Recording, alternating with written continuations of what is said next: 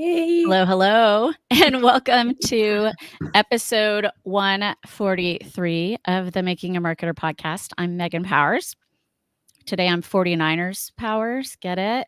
If you are watching on the live or watching the replay, you'll get what my name placard. We're recording this one live today. Is 49ers Powers. We'll talk more about that in a second. We have a wonderful guest I'm going to introduce in just a second. But first, my co-host, Jen Cole. Hey, Jen. Well, hello there. How are you this week? Nervous, anxious, excited, like all the things. I'm ready to just play the game and stop talking about it already. Oh yeah, no, I'm right with you there. Everyone's like, "What are you making? What are you making?" I'm like, "Can you not?" My house. I got these cool like red heart sunglass things for everyone to wear, and these little Taylor and Travis signs for like a photo booth type thing. Oh my god, it's gonna be fun, but I can't focus on the food right now. For anybody who doesn't know, there's a big game next weekend, and my team is playing Jen's team. So Again.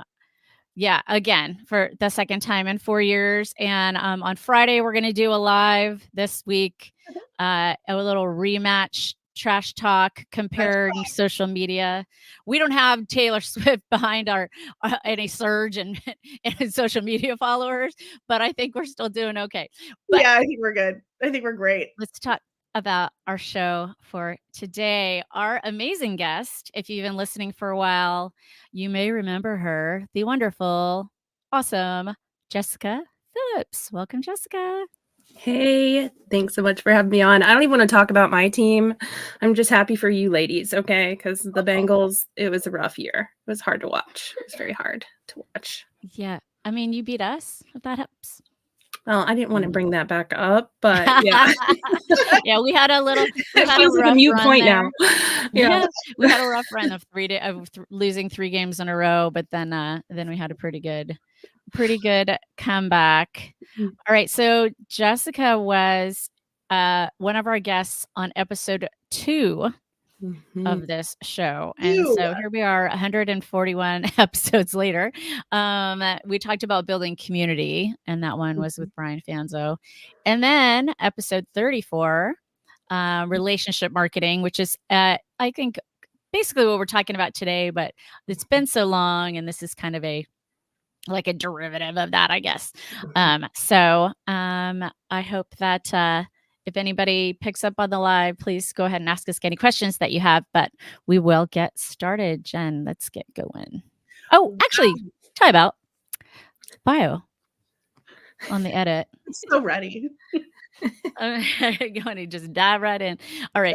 And I am praying this bio still does you justice, because I edited it from the last time you were on. All right. Jessika Phillips lives in Lima, Ohio, and is founder and president of Now Marketing Group, advocates of relationship marketing. Jessica's mission is to help people love more, give more, and do more through relationship marketing. She's a fantastic speaker, and after getting some coaching herself, she's now offering to coach other entrepreneurs. I wonder if that's still a thing. She's also the host of Social Media Week Lima, one of the Midwest's largest social media conferences, happening this year, June 19th and 20th. Obviously, there's an incredible speaker lineup, and you'll want to check that out. We'll include a link to that. It's kind of early days before you're doing it, but I wanted to mention that Jen and I have both been, and it's a great conference. Thank you. Yeah, we're excited for it this year. We try to go bigger and better each year, but I'm just, every year June is like my favorite time in Ohio because of everybody coming in from all over, and we get to experience the Midwest and how we roll. So. For sure. Yeah. And I'm as a meeting professional, I belong to Meeting Professionals International, and I get our magazines, and one of them I get is Small Meetings Magazine, and almost like 3 out of 4 pictures of Lima are from her conference. I love that. I took a picture that Tony was on one recently, and I messaged him, and he totally thought it was somebody else who was messaging him, and he goes, "Oh, it's my friend Jessica's conference." I'm like, "Your friend?" Your foot? Our foot? He's got dibs or something. I don't know. No, he felt so silly when I pointed out who I was. He's like, "Oh my gosh," he thought it was another Megan or something. Okay. Anyway, all right, now let's kick it off. Okay. So you've worked for years on this concept of CARE, C-A-R-E, capture attention, articulate your message, renew your relationship, and enhance their experience. What initially inspired you to do this, and what does it mean to you and your clients and your community? Yeah, so I decided to break it down to an acronym just to help explain relationship marketing. Because when you start saying relationship marketing, people are like, what's that? Like, and how does that relate to social media marketing and inbound marketing? And I wanted to take the marketing out of it and just say, okay, we basically help you out care your competition because we're trying to get you to grow your word of mouth business, which is always the best business that you can grow, to world of mouth of business through truly just thinking about how can we care more for our customers, our team members, our community, even, the fans that are on your page. Like, how do you bring them from followers to true fans? And by breaking it down to an acronym, then I could walk them through the process easily, and something that's going to stick in their mind to remember in a way that they can say, oh, I know how I can go back and do this again and again and remember, oh, am I truly caring more when I'm putting this initiative into play? So no matter what kind of marketing that they're doing or what kind of initiative that they're doing, we try to say, like, starting from the inside out, like, that's how you care for somebody, right? It's not always just about you, but at the end of the day, that's going to draw people to you like a magnet, and get them to stick with you more than just blasting your message out online. Yeah, I love that. And it's a fun thing to dive into, and unfortunately we still don't see a whole a multitude of brands doing it. Like, it's still like, like you said, the magnet versus the megahorn. I still see a lot of megahorn brands, and it's loud, and it's getting louder, I feel like. And so to really come back and talk about this approach to digital marketing, to marketing, to even just relationships in general is going to be very refreshing, I'm sure, in this conversation, and of course to our listeners when they hear this later. So, Yeah, absolutely. Well, I was going to say, like, we're probably seeing the brands that are being loud getting louder because of like a desperation attempt, right? Because they're like, why isn't anybody talking with me? Maybe if I do more, then I'll get some traction, right? Because the people that have been building care into their marketing or focusing on relationships first, they're in the inbox. So we're not seeing as much of their conversations on social. We're actually seeing them post less publicly on social media because they're getting into the inbox, meaning, like, if you see the broadcast messages, like, you're inviting those people those brands that you care about into that inbox. We're inviting them into our LinkedIn. We're inviting them into the spaces that we hold and cherish that are like our dark social kind of places, because we've built a relationship with them. We trust them. We care about what they're talking about. I get messages on my broadcast channel every single morning that I watch religiously. Like, we were talking about each other's stories and knowing what kind of weather is happening. And Megan's part of San Diego, that it's rainy out here because she's posting on her story, but we care enough to go check it out. And it's not publicly, and it's only there for 24 hours, whatever, depending on how long she keeps it. But the people that we care about, we're going to check in on. So the brands that are doing it right, they're already invited in, right? That we already give them permission to do it. And the other ones are still blasting the message out or spending more and more and more on ads to try to reach that audience. And unfortunately, they're probably going to see more of that unless they change the behavior and truly get back to the essence, like I said, of the CARE approach, which of course we can break down or however you want to take this, but to build that momentum of sustainable long-term growth that they don't have to keep dumping ad dollars into to get attention on their brand. Right, for sure. Or they're just not doing much.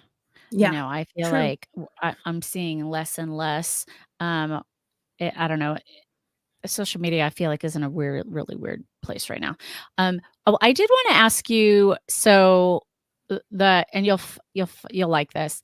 And the last, when I set out to go work for someone else again and not just run my own business, although I'm doing now I'm doing both.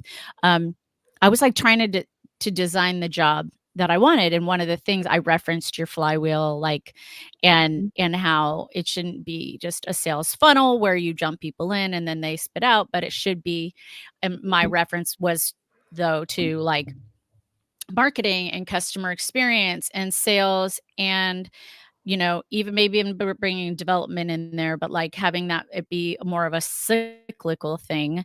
And so I like that, this care framework, you have it in a flywheel.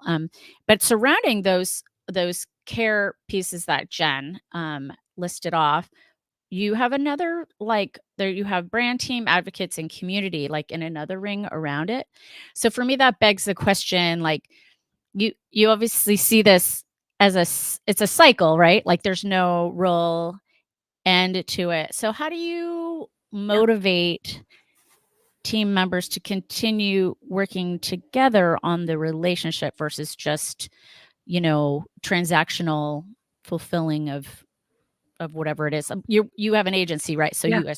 you're doing the marketing and branding Mhm. and ads for your clients. Like, talk to us about that a little bit. Yeah, so breaking down the care, the first part is capturing attention, like, and captivating hearts, I like to say with that too, because that's what's gonna capture attention, but that does start from the inside out. Like, you can't market anything if the house that you're building it to draw people into, your house being your brand, your business, whether you're a solopreneur, a large company, whatever, is dysfunctional. So, like, if you don't care about your team that's even working with you and for you, they're not going to be a representation of care to your clients or audience. Maybe a couple may care a little bit for a while, but that's why we're seeing so many companies have a lot of churn within their companies, especially after the 2020, pandemic, where people are like, I don't think I want to do this anymore. It doesn't bring me joy.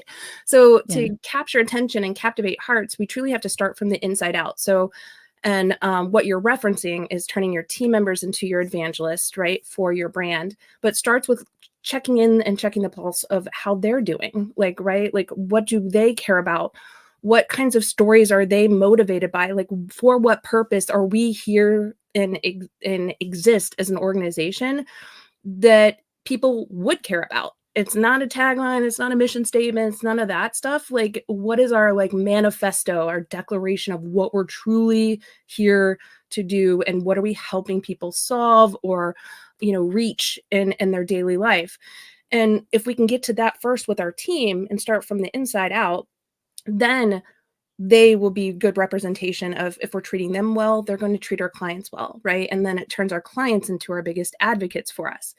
And our community that we're working with, so like us co-creating, collaborating right now together, our community into collaborators with you as well. So that's what starts to build that flywheel. I start with even like your followers on your page. Like, even if you're just getting started, maybe you don't have a team, maybe you don't even have a client yet, but if you just show up and you're pouring out, the passion of what you love to do, and you're adding value and leaving people better off than when you found them, that's going to turn your followers into your biggest fans. Those fans will then eventually, some of them turn into your, clients that turn into the advocates. Then you maybe start having a team that your team members are going to turn into your biggest evangelists. Then you're going to be working with community, or you're going to collaborate with them. And that starts this momentum effect that is going to continue to grow outward, and it's going to have its legs, right? Like, Now Marketing Group, our agency, I just see it actually on LinkedIn. We're about to turn 14 on March 4th or March 1st, excuse me, Wow. 2024.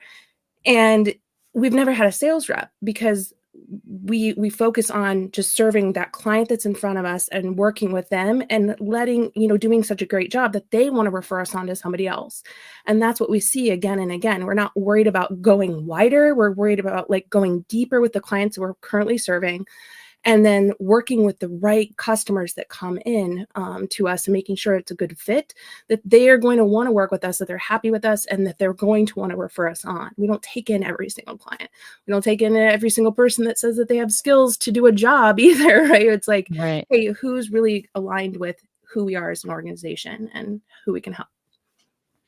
I love that. Well, yeah, and I think that it's so thinking about it from that perspective of happy clients make happy customers, and then all working together, um unsiloed, I guess, is kind of how I worded it when I was trying to refer to it, because I feel like it's so important for people to work together versus that everyone just working towards their own individual goal. So that's awesome. Yeah. And like Nice. we were just sharing a story on here because Jen's about to get married. And I was sharing a story about like one of my team members that is getting ready to get married too. And he's messaging me this morning, like, oh my goodness, my rings for his wedding that's in 30 days or less right now have not arrived. Do you care if I flex some time, please? Like, I'm freaking out. Like, I'm like, yes, please. Of course, go do that thing. Flex your time. Do whatever you need to do. I had another team member that's like, oh, I'm really sick today. I can power through. And I'm like, no, take the rest that you need. Because if I would say no to both of those requests, what do you think is going to happen? Well, first of all, I wouldn't. But second of all, like, what do you think is going to happen? Right. If they were, are they really going to have their head in the game?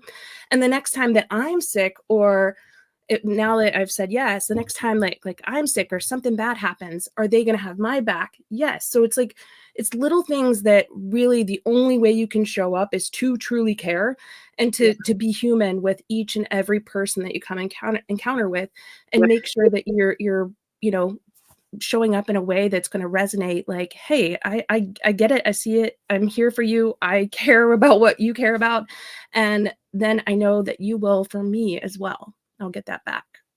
Yeah, for sure.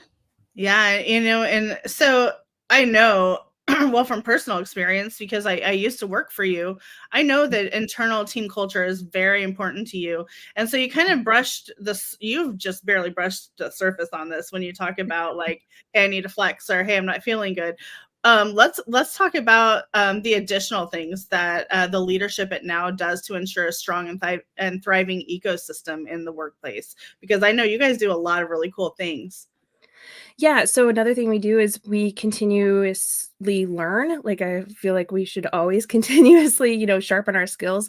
So one of the things that we do each and every week is everybody gets, time to take a training. So we're supposed to do at least an hour a week, but they get to pick that. Sometimes it's group oriented if it's related to everybody, but that keeps people inspired and encouraged. We also have break time and wellness time. So like right now, we're getting ready to step into a new challenge of rest. We've done like walking challenges, fitness challenges, mental health challenges, those kinds of things that show like, hey, we care about your whole well-being, not just, what you're producing, but like how you're feeling, right? Yeah. Internally. And so we do that. We also do, shout outs to each other and a reward system called Bucket List, where you can redeem those for where it's points basically that you get for getting different accolades, like shout outs from your team members, where they're like, hey, you helped me on this project and you completely crushed it. I loved Yeah. your design on this, or whatever. They'll give you points for those things. And you also get points for doing different level up challenges. And then you can redeem those points to use for bucket list items. So it could be an experience like home cooking in your house, or you can redeem it for a gift card if you want, or to do any kind of experience that's in your area. That's just a few of the things that we do for the team members, but we try to truly treat everybody like family.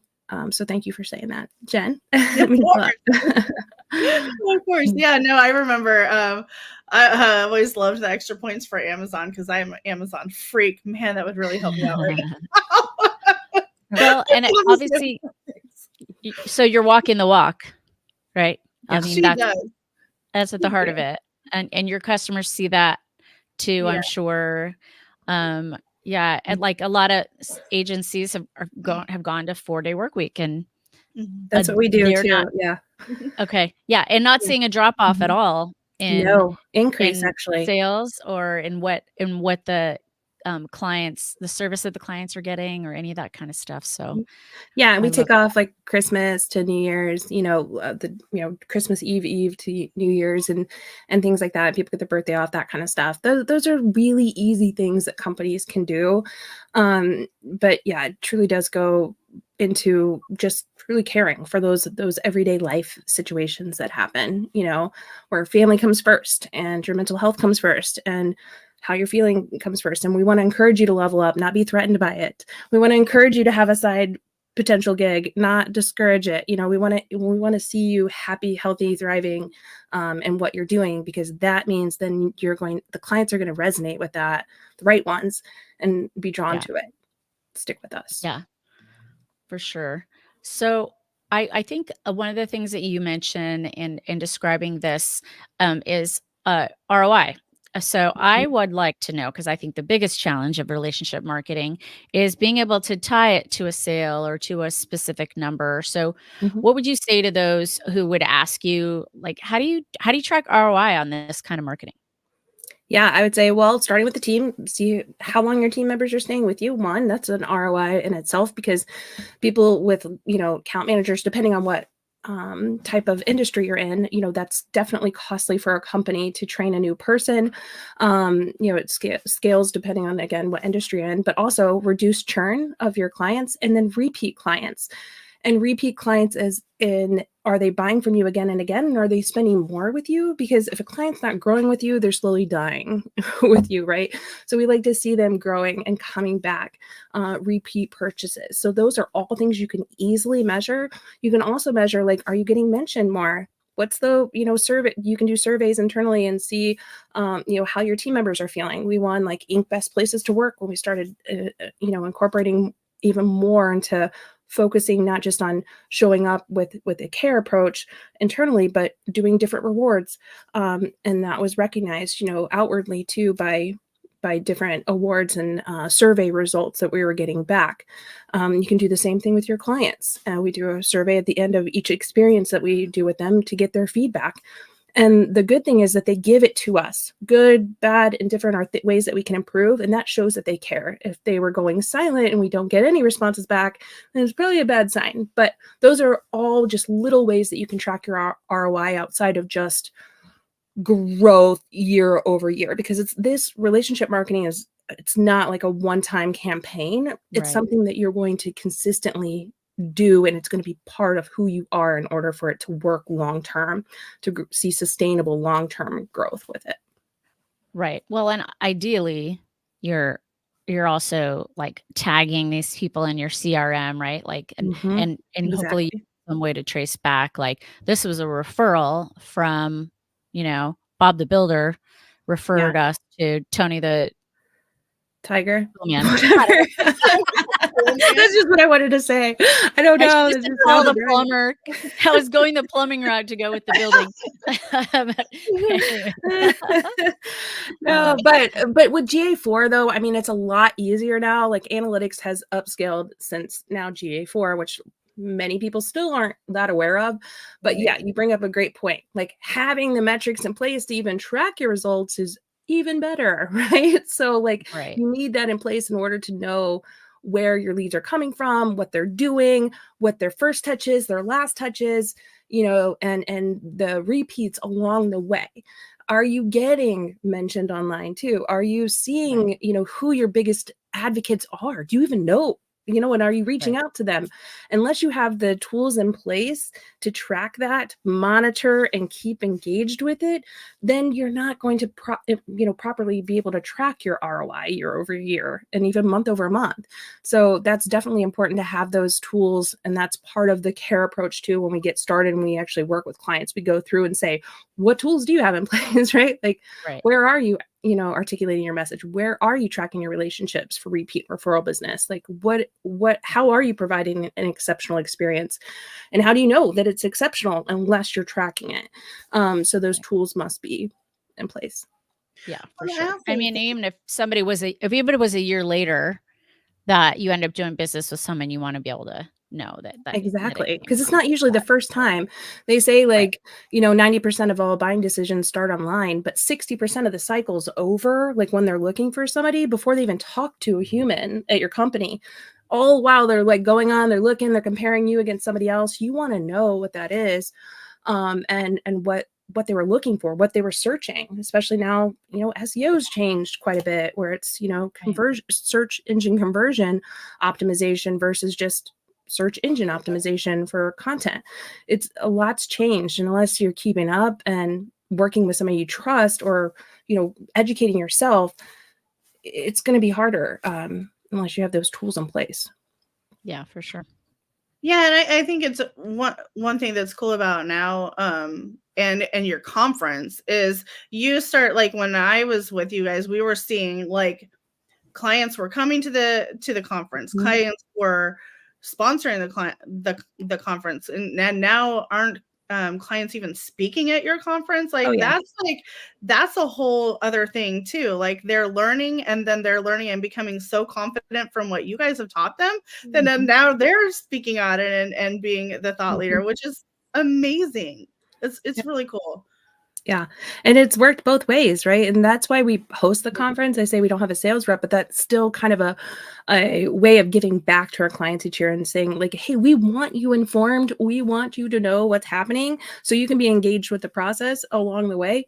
And that you can feel empowered to say, oh no, man, I love these Instagram reels or whatever it is. It's their thing to be part of it and and to take a done with you approach versus just us do for you. And that's a lot of fun when they get engaged with the online marketing, for sure. It really is. Yeah. Yeah, it is. Makes it way more fun. Hey, let's play together. Yeah. I love it. So, okay, so back to like kind of more of the back to like dealing with clients and building that relationship and knowing your audience. Many times the best way to build trust with your audience is to call out their pain points, to empathize with them through your messaging, to carry on a conversation, whether that's face to face or if it's on your social channels, your blog, or any other medium in between. So what are some ways that you can get your audience talking about these pain points, and then to take it a step further, to get people to comment on a social post and turn it into like a full discussion, which is kind of what, when you're talking about social media marketing, that's like the key. That's like what we all want, is that extra conversation on our social channels. There's a couple of different ways to do it. Of course, like I said, I'm a fan of acronyms. So I have the post. What you should post is an acronym. So personalize first, like personalize it to the community that you're talking to. So if I'm writing something to you, Jen, it may sound different than if I'm writing to Megan, or maybe it's, because you're both different kinds of fans of different teams, whatever. But personalize it first, right? To your audience. So that means that you need to know first, what are their pain points? At least have an idea, a visual in your mind of who you're speaking with on the other end of the screen. Open-ended. So give them a chance to respond. Don't just talk at someone just because you're hitting enter to post it, but pretend like you're already opening the conversation when you're writing it. So Jen, you'll probably remember this when you worked. Every time we'd write content for our clients, I'd say, read it out loud. Yes. Would somebody respond to it? Read it out loud. So you read it out loud before you share it. The S in it is style. So like, are you going on for blocks and blocks and blocks, or are you breaking it up? Does it have your own style to it? Is it engaging, inviting, maybe stylistic with an image that goes with it, right? And then the T is all about timely. So being timely and relevant to what's happening. I think we brought up Taylor Swift a few times already today. That's very timely, right? So not that you want to start any controversy on your pages or anything like that, but also be aware. Don't be tone deaf to what's happening around you, but timely in your approach. Maybe it's something around Valentine's Day. Which do you love more, this or whatever, right? That's still timely to what the season we're in.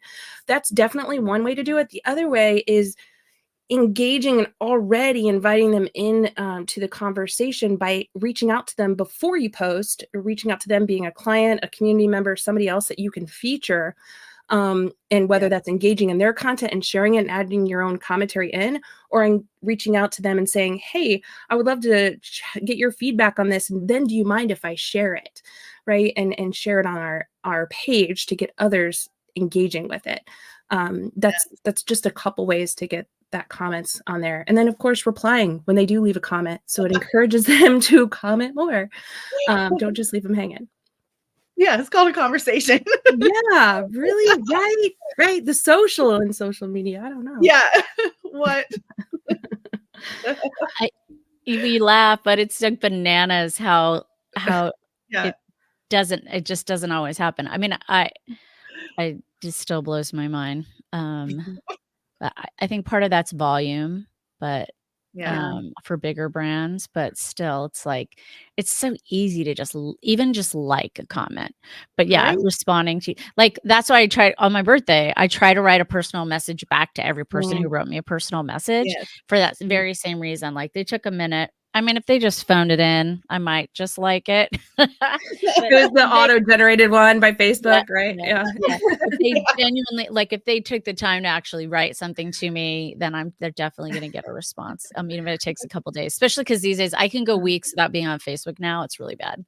Um, That's how I am with Yeah. X right now. I'm sorry, and I can't even it even Same with hurts to Jen. say X. Oh, girl, I'm not I even don't on there. know. I mean, no. Twitter, I don't X. I don't call it that. It's Twitter. It's still Twitter to me. All I still right. type it in my We have phone as Twitter, and then it brings up a weird page. I'm like, "No, oh gosh." but Yeah. I mean the domain is still twitter.com. So I What is guess he on your doing? phone it's the app the app is not called that, but the domain is still Stephanie. twitter.com. So Mm, all right.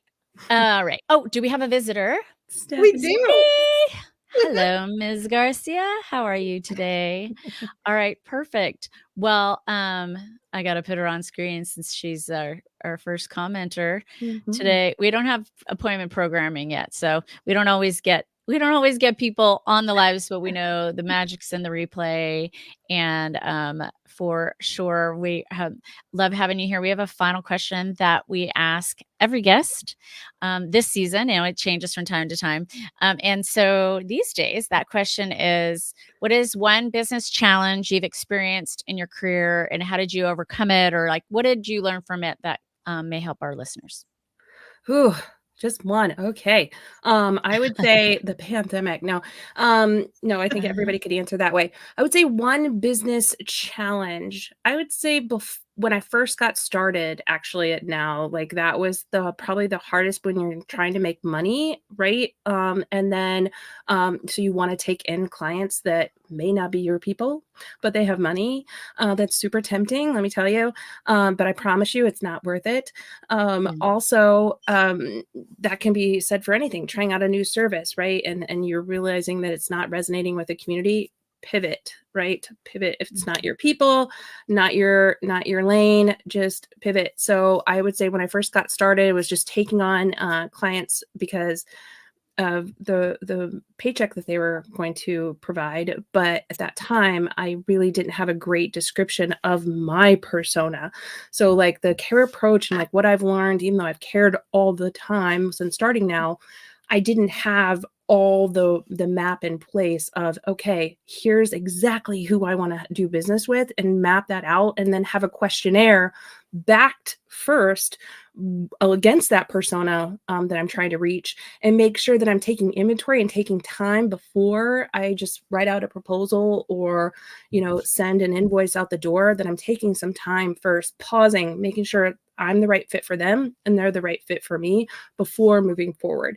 I would say that's one of the biggest things in business I see that can be a big time suck and really a joy suck if you don't have it right. No, for sure. I said no to a client early on in my career, and somebody who was mentoring me at the time sat back and said, I wish that I had it in me to do that It's early freedom. And on. what'd you feel like when you did it too? Yeah. You felt that Oh freedom, yeah. didn't you? Yeah, especially because I used to work in sales, and even if customers were jerks, I still had to hit my number, Mhm. so I Yeah. still had to take them on. And you said something else that I wanted to respond to, but I can't think of what it was. So wise, our friend Jessica. Yes, indeed. Uh, Like well, attracts we like. appreciate you being on, and we won't make you pick a team for this Sunday, but who are you rooting for on Sunday? Oh, you just said you're not gonna make me root or pick a Oh, did I team. say that? Uh-huh. See? Megan does This this. one. This one. And Oh, She's like, both. funny. both. Yeah. For you What listening, what she game? pointed Should to I say both what game? What game this Sunday? Yeah, right. The kids basketball game? Yeah. Yeah. The gold team. All right. Well, on that, so Jen and I, as I mentioned at the top of the show, that's the other thing I was going to say.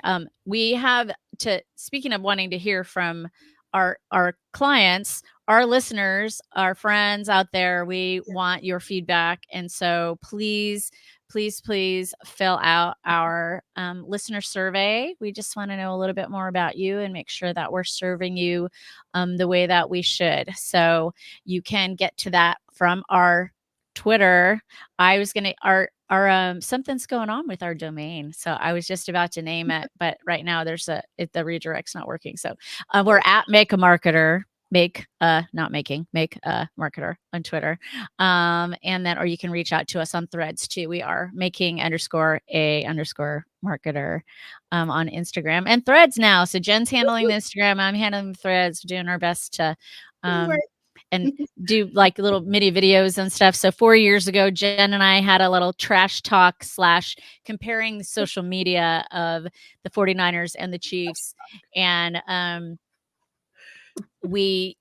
it was an experiment, but it got lots of listens and views, and it was a lot of fun. And so we thought it's a rematch time. So tomorrow I'll be sharing out, but we're gonna talk same time on Friday, and just kind of talk through all of the. We're gonna talk See it if through. Jen has any trash game this time. Hey, I'm at least bringing a friend this time. Well, but also I told her she could not use her fiance as to load herself up with things ready to go. Anyway, it's gonna be fun. Okay. It's gonna be fun no matter what. Looking forward to that on Friday, February 9th, 3:00 Pacific, 6:00 Eastern. Thank you, Miss Jessika. We appreciate you being on with us. Thank you, ladies. As always, you guys are the best. Thanks for having me back. Of course. All right, friends, this has been episode 143 of the Making a Marketer podcast, and we will catch you next time.